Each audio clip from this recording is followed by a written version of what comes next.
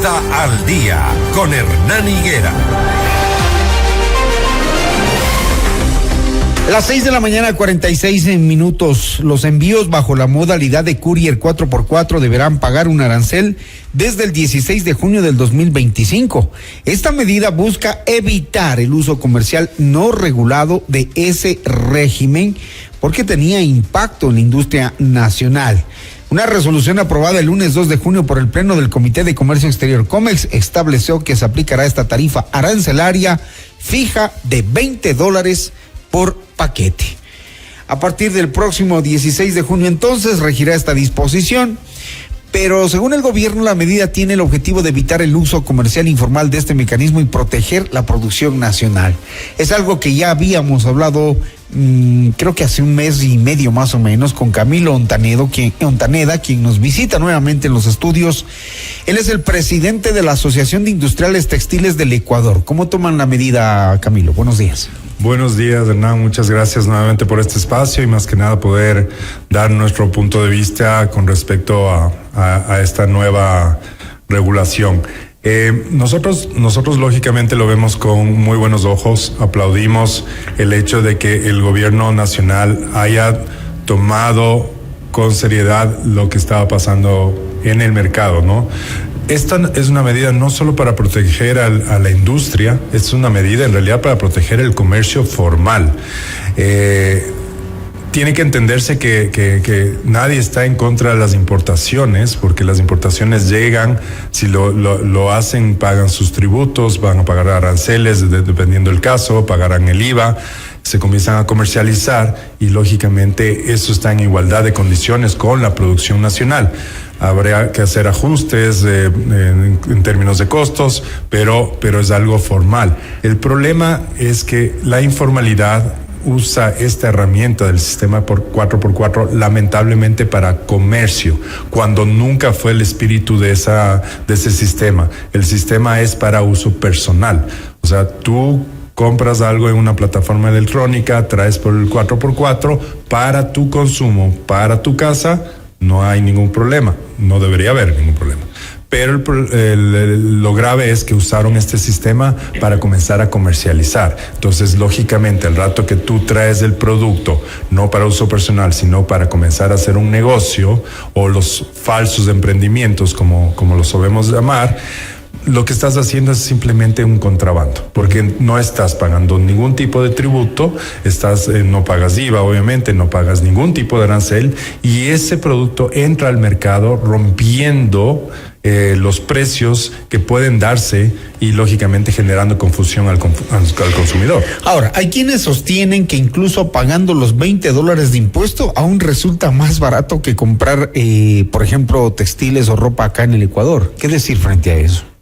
La realidad es que, aparte del sistema que están utilizando para poder entrar sin pagar el 15%, sin pagar dependiendo, en el caso de ropa hay un arancel mixto que puede representar un 20 o un 30% adicional. Adicional a eso, también hay cuestionamientos de cómo fue producido ese producto. La calidad, claro. La calidad y el proceso. Y el proceso que habíamos conversado la otra vez es súper grave porque no llegan productos con ningún tipo de certificación, no hay ningún tipo de trazabilidad y lógicamente es imposible saber cómo se produjo ese producto. Entonces, ¿qué significa? Claro, llegan productos por debajo del costo de la materia prima. Cuando ya llega por debajo del costo de la materia prima, lógicamente algo se están saltando. Porque la materia prima es algo, digamos, regulado en el mundo.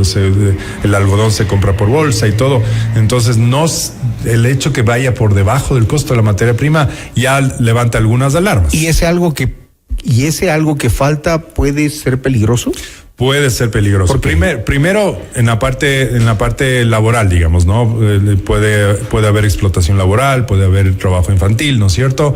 Pero también por el lado de salud o de procesos, pueden estar usando productos que ya están prohibidos en el proceso textil, en este caso, en el proceso químico, colorantes o algún tipo de recubrimiento especial, la cual puede tener componentes ya prohibidos. El ejemplo, un colorante que pueda tener base de plomo. Eso ya está prohibido mundialmente el uso porque obviamente es cancerígeno, genera alergias, etcétera, pero lamentablemente al no tener una trazabilidad de cómo ese producto fue realizado, aparte de otras características que en otra entrevista estábamos conversando, y dice, sí, te muestran la foto, se ve todo bonito, llega y después no sabes cuál es la manga y cuál es el cuello. Eso también es verdad, pero son riesgos que se corren, ¿no? Son riesgos que se corren y por el costo no generan ni siquiera una iniciativa de tratar de devolver o solicitar una garantía. O no era como está en la foto. No, definitivamente he escuchado un montón de casos. Yo no he realizado ninguna compra por esas plataformas como para saber ese tipo de engaño. Me parece que es un engaño al consumidor, pero sí, entiendo que ni siquiera sale como la foto. Ahora, esto a ustedes les permite, digamos, reducir las pérdidas que están calculadas por sobre los $80 millones, ¿no? Sí, correcto. Nosotros desde el año 2023 al 2024, que es las últimas cifras, digamos, con años cerrados, lógicamente en el 23 nosotros terminamos con ventas locales de 1.350 millones. Lamentablemente el 2024 se redujeron a 1.270 millones en todo el encadenamiento textil. Entonces, claro, esos 80 millones aproximadamente son lógicamente un impacto que se pudo haber dado por muchas razones, pero definitivamente una de ellas es este reemplazo en el mercado de productos por estas compras que en su gran mayoría usando este sistema son informales, porque no son necesariamente de consumo personal. En realidad, como me explicaba antes, lo usan para un comercio ilícito, que es un comercio informal. La otra ocasión hablábamos de lo inteligentes y estrategas que son en estas plataformas, porque cautivan al cliente y lo obligan prácticamente a estar clavado en el celular llenando el carrito. Nos hemos dado cuenta de eso, del tema de la comunicación, el marketing. ¿Les ha enseñado algo a ustedes eso? Porque claro, lo que se quisiera es que esos productos ecuatorianos que son hermosos, ustedes vayan a Otavalo o vayan a Tuntaqui, váyanse para el sur, en Ceballos, por ejemplo, el calzado. Y uno dice, ¿y por qué no promocionan lo que el Ecuador tiene? ¿O por qué es tan caro lo que el Ecuador produce? ¿Por qué no hacer lo mismo que hacen estas plataformas con los productos ecuatorianos? Las ferias, por ejemplo. A ver, vamos por partes.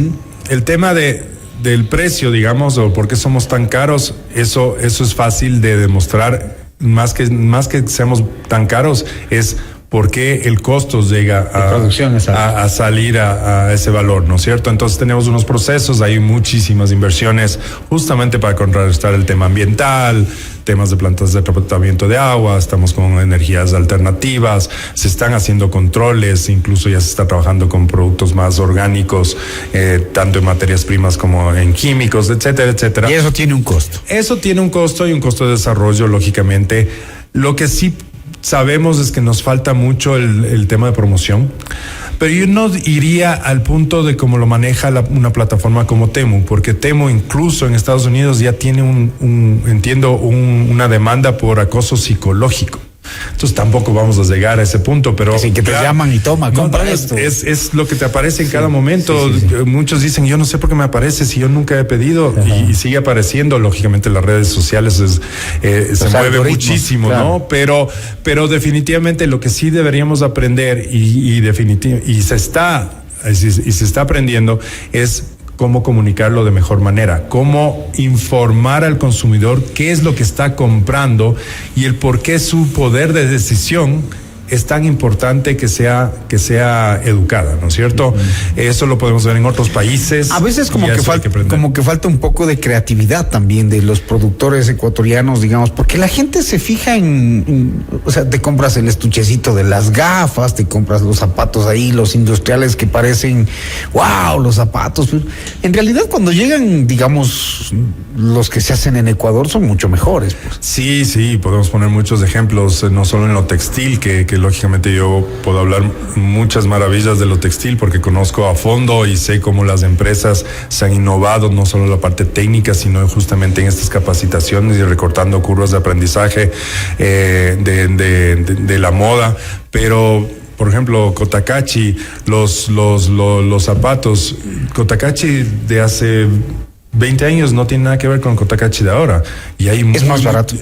Hay muchísima moda más que nada. Más oferta. Más oferta y más diseños. Porque antes era precio para extranjero nomás. Exactamente. Pues, o sea. pero en realidad yo creo que igualmente ellos pueden demostrar cómo vienen sus costos. Y no voy a decir es súper barato, pero definitivamente son... Hay que defender calidad. Es el costo-beneficio. Calidad, a la final vamos por costo-beneficio, son productos de muy buena calidad, y lo mismo podemos decir de muchísimas de los productos que están realizando en muchas de nuestras empresas, grandes, pequeñas, micros, todos tienen su característica. Muy bien, Camilo, pero ya ahí nos han dejado una lección, ¿no? Que decíamos la otra vez, hay que aprender de aquello, un poco darle a la gente oportunidades, alternativas, ferias, no sé. Sí, y en el tema de ferias que mencionabas, lógicamente sí tenemos que ir avanzando hacia cómo mostrarnos, cómo llegar a la gente, ¿no es cierto? Cómo informar mejor a los consumidores para que tengan esas alternativas, porque hay mucho desconocimiento también. No es que no exista, yo discrepo el hecho de que no seamos creativos, más bien sí hay mucha creatividad, pero nos ha faltado el mostrarnos de mejor manera. Y claro, nuestros productos, como lo hablábamos la otra vez, definitivamente pueden contar la historia de cada uno de los eslabones, qué es lo que estamos cumpliendo, cómo si afiliamos a nuestros empleados, cómo estamos tratando de salvaguardar el tema del empleo. Nuevamente el otro en día, estos sectores. El otro día vi un documental, y los invito a que lo busquen, sobre cómo se elabora la ropa que venden estas plataformas digitales, y es increíble cómo el trabajo infantil y las deplorables condiciones en las que lo hacen marcan completamente la diferencia frente al proceso de producción que se desarrolla en el Ecuador. Gracias a Camilo, muy gentil. Listo, muchísimas gracias nuevamente por el espacio y por favor, si necesitan más información de cómo va avanzando esta nueva regulación, lo que estamos apostando es simplemente al comercio justo y a igualdad de condiciones para que los consumidores no se sientan engañados y que puedan tener un producto definitivamente de calidad y con garantía. Camilo Ontaneda, presidente de la Asociación de Industriales Textiles del Ecuador, hablando del arancel al régimen Courier 4x4, que protege la producción nacional, nos ha dicho Camilo Ontaneda. Muy gentil, buen día.